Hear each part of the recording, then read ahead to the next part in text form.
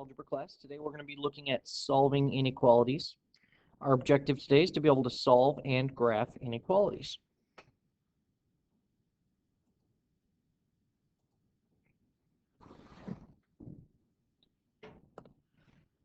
When looking at inequalities, there are four main kinds.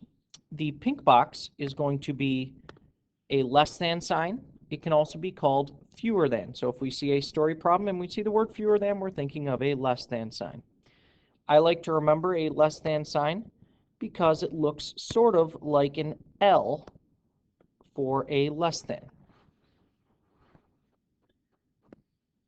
If the pink is a less than sign, that means the green has to be a greater than sign.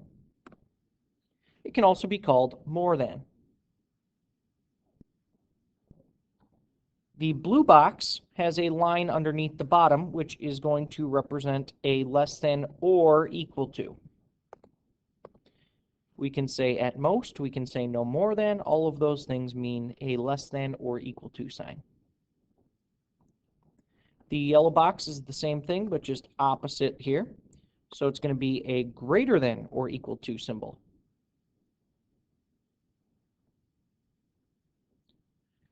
We are going to be graphing our inequalities today. And as we graph inequalities, what we are actually doing is we are showing all possible numbers that satisfy the inequality. If we have a less than or equal to sign or a greater than or equal to sign, we're going to use a solid circle when we graph these things. If we have a less than symbol or a greater than symbol, we're going to use an open circle when we graph these.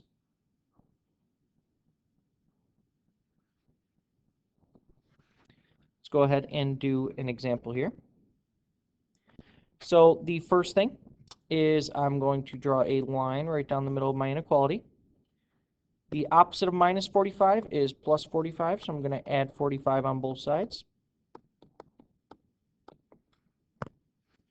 So I'm going to be left with t is less than or equal to negative 48 plus 45 is going to be negative 3. I do have my inequality by itself, so I am actually all done with that problem. And now I just need to actually graph it. So to graph it, all I'm going to do is I start with whatever the answer is, and then I go add a few numbers on my number line. So in this case, I'm going to go negative 2 over here. I'll put negative 4 over here. You do not have to fill out all numbers. Sometimes the number line will have numbers on it for you already, and when that's the case, you can just simply put the dots where they're supposed to go. Because this is an or equals to problem, we're going to be using a closed circle at negative 3. And if you notice, this inequality, so if I have a less than or equal to sign, it is pointing that direction. So that actually means that I need to use the arrow pointing to the left because we want to be less than or equal to negative 3. Let's go ahead and look at our next problem. So here, my variable is on the wrong side. So what I like to do is I actually like to get it onto the left side every single time. So I'm going to go ahead and flip the entire thing. So watch how I do this. So I'm going to say m minus 8. My inequality needs to flip as well, and then I have 1. So notice the inequality is still opening towards the 1. Now, to finish this problem off, I'm going to add 8 on both sides.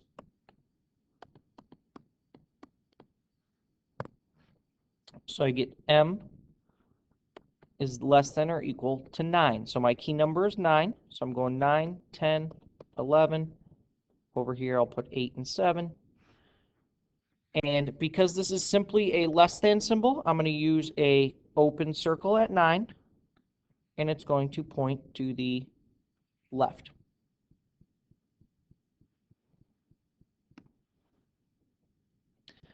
When solving an inequality, if we multiply or divide each side by a positive number, we keep our inequality sign the same. If we multiply or divide by a negative number, we change the direction of the inequality sign. I'm going to circle this here because this is a key part many students forget about. So if we multiply or divide both sides by a negative, we need to make sure to flip our inequality. Let's look what that means with a couple examples here. So here, I have my inequality on the left side already, so that's good. Or I'm sorry, my variable on the left side. So I'm going to go ahead and draw a line right down my equal sign.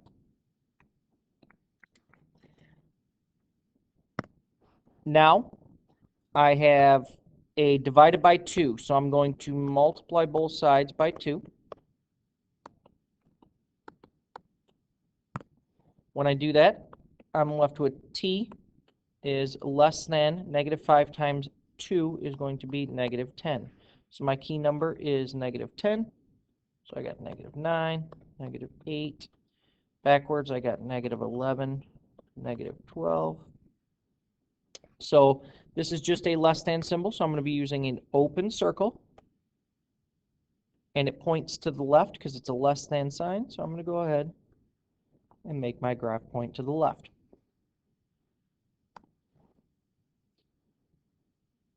Here, I'm going to go ahead and draw a line right down my equal sign again. In this case, it's inequality.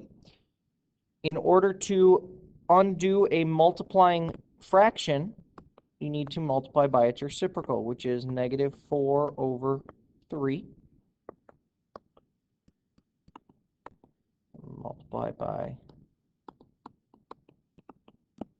negative 4 over 3 again. On the left side, I'm left with r. Because I multiplied by a negative number, I need to flip my inequality here. Notice it is now going a different direction. Negative 6 times negative 4 is going to be positive 24. Positive 24 divided by 3 is going to be 8. So my key number here is 8.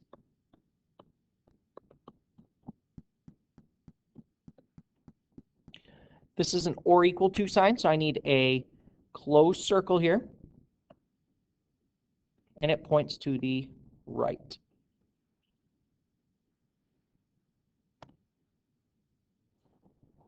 Let's go ahead and look at our next problem.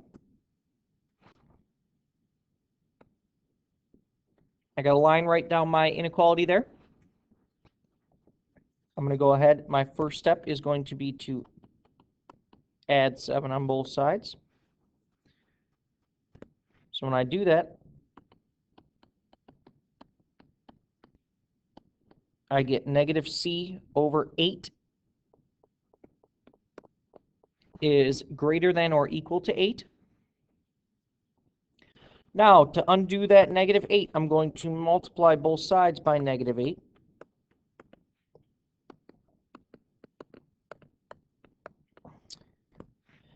And I am actually going to be left with c. Because I multiplied by a negative, I have to flip my inequality. And 8 times negative 8 is negative 64. Which means negative 64 is my key number.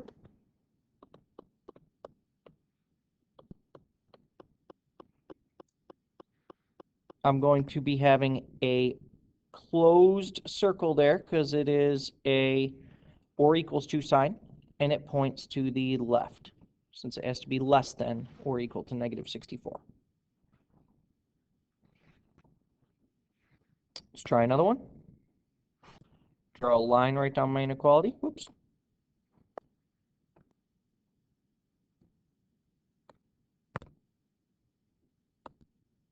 Okay, there's my line. I am going to subtract 6 on both sides. So I get 12x is less than negative 60. I'm going to divide by 12 on both sides. So I'm left with x is less than negative 60 divided by 12 is negative 5. So negative 5 is my key number.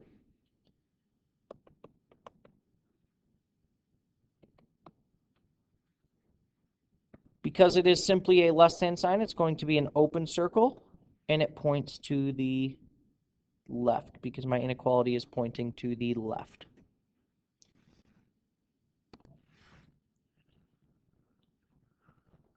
Okay, here's our next example. I'm going to go ahead, draw a line right down my inequality here.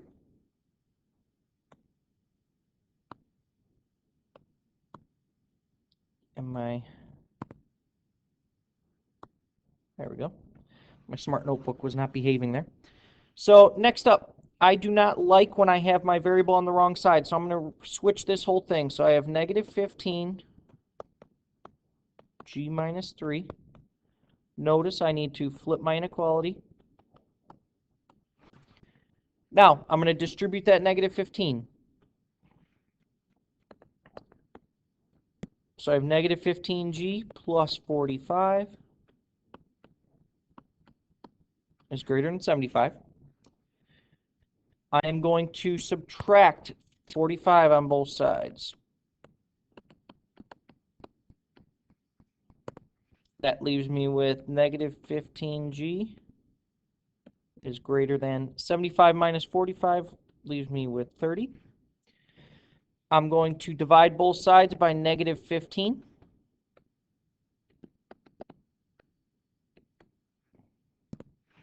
And I'm left with g. Whoops. I forgot I divided by a negative. Because I divided by a negative, I have to make sure to flip my inequality. That's what I forgot to do there. So I'm left with g is less than negative 2. So my key number is negative 2. This should be an open circle pointing to the left.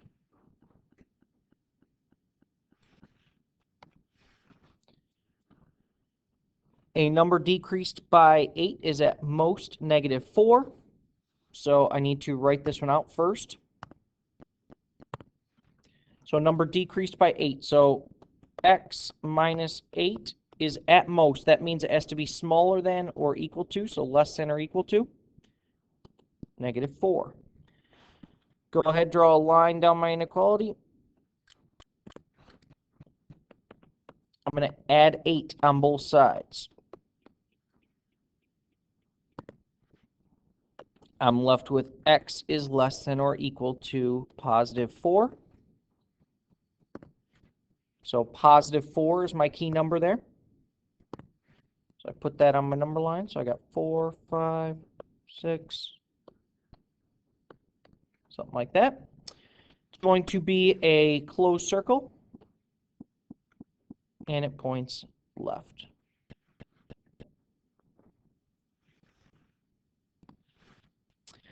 Here's our last problem. It says Sebastian's applying for part-time jobs. He knows he will get a job that makes a minimum wage of $9.50 per hour. He wants to earn at least $1,500 for a down payment on a car. How many hours does Sebastian need to work? So the first thing, I like to highlight what my actual question is. So in this case, how many hours does Sebastian need to work is the question I'm asking. I don't really care that Sebastian is applying for part-time jobs, so I'm going to cross it off. He knows he'll get a job that makes a minimum wage of $9.50 an hour. So I don't care that he knows that, but he knows he will get a job that makes minimum wage of $9.50 per hour. And we know he wants to earn at least, so that tells me my inequality, and he wants to get $1,500. So here's how I'm going to write this out. He'll get a job that makes a minimum wage of $9.50 per hour. So I know it's going to be $9.50 per hour. At least tells me he wants to make more than or equal to, so greater than or equal to, $1,500. So how many hours does he need to work? If we solve this out, it will give us our answer. So draw a line down my inequality. My first step is to divide both sides by 950. Right now I'm going to get out my calculator. you can do the same. So I have 1,500 divided by 950.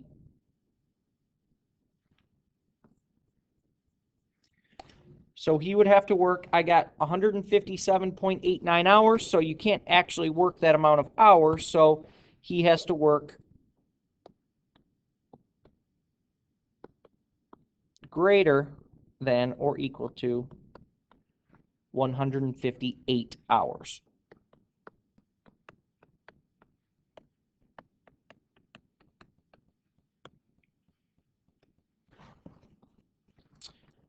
That is our last problem for today. Hopefully you have a great rest of your day.